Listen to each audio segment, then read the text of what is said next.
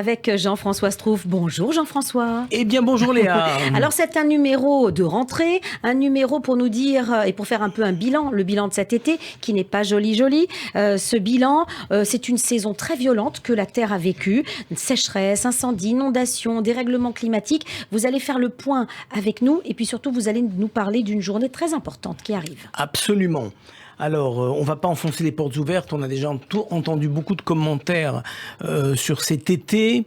On va dire de tous les excès climatiques. Hein. C'est un peu comme ça que j'ai envie d'appeler cet été. Canicule, inondation, sécheresse maximum, incendie, enfin tout ce qu'on a pu entendre. Et l'univers politique apparemment a été surpris. Les seuls qui n'ont pas été surpris, c'est les experts du GIEC, finalement, qui disaient, attention, on va arriver à ça. Ce qui a été surprenant, c'est qu'on est arrivé beaucoup plus vite que prévu. Alors, à partir de ce moment-là, il faut réfléchir à la manière dont les informations sont traitées.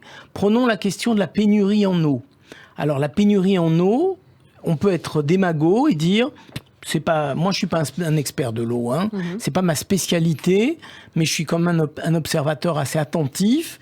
Et je pense qu'on se trompe quand on propose des solutions démagogiques du type c'est simple, on va interdire les piscines privées, on va interdire ceci, on va interdire cela. Il y a une ressource en eau qui est fortement disponible et pas utilisée en France parce qu'elle n'est pas stockée. C'est l'eau de pluie. On devrait avoir au-dessus de tous les bâtiments des réceptacles pour recevoir l'eau de pluie et la traiter et avoir une installation qui permettrait par exemple, franchement, est-ce qu'on a besoin d'eau potable pour nettoyer ses toilettes ? Oui, c'est vrai. C'est ça. Vrai que c'est pas l'habitude en France. Hein. Ça se développe dans les autres pays, souvent les pays nordiques, où ils savent comment récolter les pluies et puis nous, non. Il y a une raison à ça ? Est-ce que c'était pas notre sujet, quoi ? Je pense qu'on a été leurré par l'abondance d'eau et qu'on a oublié qu'il fallait prévoir des systèmes de stockage. Dès le Moyen-Âge, il y a des gens qui faisaient des réserves d'eau. Quand on voit à la limite, même bien avant, quand on voit les traces archéologiques à Jérusalem, on voit qu'on recueillait les eaux de pluie et que ces eaux de pluie étaient ensuite utilisées. Alors on est quand même quelques milliers d'années après. Il serait un peu intéressant qu'on se dise, ayons une relation à l'eau un peu plus positive, c'est-à-dire, comme ça se fait par exemple en Espagne, recueillons systématiquement les eaux de pluie, préservons davantage les nappes phréatiques, et à partir de ce moment-là, en ayant une séparation, ça veut dire changer toutes les installations, parce qu'aujourd'hui, l'alimentation de mes toilettes, c'est la même que celle que le robinet de mon évier, où je vais prendre mon eau à boire. Donc mine de rien, ça demande quand même des travaux en amont. Oui, mais il faudrait à un moment s'y mettre. C'est pas parce que l'investissement est important qu'il faut sans arrêt le reporter. Oui. Donc là, il y a vraiment un apprentissage à faire. Ça a été vraiment aussi, vous le disiez, l'année de tous les dangers. Donc les incendies, il y a la faune et la flore qui ont... Parce qu'il n'y a pas que... les arbres... Il n'y a pas que les arbres, il n'y a pas que les habitations, il n'y a pas que les êtres humains. Il y a les conséquences. Il y a tout ce qui se passe au niveau de la faune, comme vous dites Léa, de la flore, des choses qui sont définitivement abîmées ou qui vont mettre un temps absolument infini à repousser. Mais c'est pareil, quand on voit les forêts des Landes, quand on voit les forêts autour de la Thèse de Buch, qui ont été tellement affectées, c'était de la monoculture, c'était que du pin. Que des pins. Alors à partir du moment où ce ne sont que des pins, ça favorise que les incendies deviennent totalement spectaculaires. Il n'y a aucune essence d'arbre qui a la capacité de retarder et donc les de permettre l'intervention des secours, des pompiers, etc. Donc, c'est au niveau des plantations qu'il aurait fallu déjà... il fallait déjà, depuis des années, on parle de maladie des arbres dans la forêt des Landes, et la réponse est, c'est de la faute à pas de chance. Il y a des petits vers qui rentrent, qui abîment les arbres, etc. Il y a énormément d'effets négatifs à n'avoir qu'une seule essence d'arbre dans une forêt. Oui, donc on a artificialisé la nature de cette manière-là. Ce que vous êtes en train de nous dire, c'est qu'il n'y a pas d'action Est-ce qu'il y en a malgré tout? Il n'y a pas faut d'action, anticiper. pas suffisamment d'action. Est-ce qu'il y a quand même quelques associations qui prennent les choses en main et qui vont bien agir? bien évidemment. Il y a des gens qui agissent sur toute la planète. Il y a des associations locales qui systématiquement vont proposer de la permaculture aux agriculteurs plutôt que de la culture intensive, de la monoculture intensive de maïs ou de blé etc. Donc il est très important de préserver la nature par un regard un peu plus ouvert sur ce qu'il convient de faire et surtout de mettre en pratique. Alors, dans le domaine de l'action sur le climat, une petite anecdote? Oui, j'ai trouvé ça intéressant parce que les gens me disent, l'argument que j'entends très souvent, Léa, c'est... vous savez, la communauté juive en France, ça représente tellement peu, ou dans le monde, ça représente tellement peu, que ce que nous on peut faire, ça va pas aider vraiment beaucoup. Ah ben je dis non, vous vous trompez, le peuple juif a toujours été prescripteur.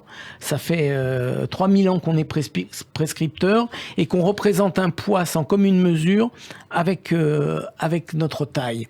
Et je vais vous raconter une anecdote qui m'a énormément touché. Je suis à Trégastel, un petit village des Côtes d'Armor. J'attendais mon épouse qui avait une activité comme ça dans ce lieu. Je suis en train d'attendre et sort la responsable d'un endroit qui s'appelle le Forum de Trégastel, qui est en train de se faire copieusement engueuler par un jeune homme. Et pourquoi donc? Parce que l'affichage, dit-il, de l'interdiction de jeter des mégots sur la plage n'est pas visible. Il n'y a pas le montant de l'amende et que comme il n'y a pas le montant de l'amende, c'est pas dissuasif. Eh ben, il a raison. Et il a totalement raison. Et il dit, en plus, dans les communes où c'est comme ça, il n'y a pas de mégots sur les plages. Très bien. Bon. Et j'ajoute, parce que la discussion se passe à 1 mètre de moi, j'ajoute, mais vous savez, en plus, jeter par terre, ce que dit la Surfrider Foundation, jeter par terre, c'est jeter en mer, et un mégot, ça pollue 550 litres d'eau. Et là, ça prend une autre dimension. Je dis pas la tête de la responsable du forum, qui se retrouve avec 2 olibrius, qui l'embête avec les mégots de cigarettes, en étant complémentaire. Ouais. Ce jeune homme me dit, mais c'est bien ce que vous savez, je suis l'ambassadeur, l'un des 2 ambassadeurs du World Cleanup Day en Île-de-France. Et il me dit, et comment vous connaissez le World Cleanup Day?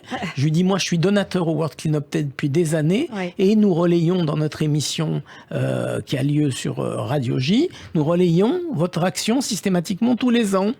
Et il me dit, ah bon, mais c'est formidable. Alors dites bien à vos auditeurs que cette année, le World Cleanup Day aura lieu le samedi 18 septembre et le samedi 17 septembre et le dimanche 18 septembre.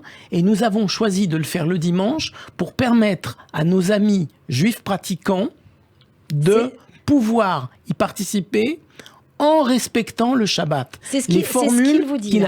Alors, on est au bout du monde, on est en Bretagne, c'est une belle anecdote. Donc, World Cleanup Day, je le dis, le 17 et le 18 septembre. Pour nous, pour les pratiquants, ce sera le 18 septembre. Une participation, il s'agit de nettoyer un endroit, quelque part, tous ensemble, dans le monde entier, au même moment, pendant ces dates. Et on va terminer avec le petit mot pour les bouts de chou. Alors, les bouts de chou, moi, je les soigne, parents de bouts de chou, enseignants de bouts de chou, je lance un appel solennel aux écoles juives, au mouvement de jeunesse, aux parents. Est-ce que vous seriez cap cette année de participer à l'organisation d'un nettoyage à Paris le dimanche 18 septembre? Je vous donne rendez-vous, on vous informera davantage la semaine prochaine. Si vous voulez y participer, écrivez à réparonlemonde@gmail.com, réparonlemonde@gmail.com, et plus il y aura de fous, plus ce sera bien. Une belle participation des Juifs de France au World Cleanup Day. Eh bien voilà, une belle annonce. Merci infiniment Jean-François. Et puis je veux dire un petit mot pour un article à retrouver dans le Charlie Hebdo. Biodiversité, un été tout feu, tout flamme. C'est un article d'Alain Bougrain-Dubourg où on apprend beaucoup de choses. À la semaine prochaine, Jean-François. À la semaine prochaine.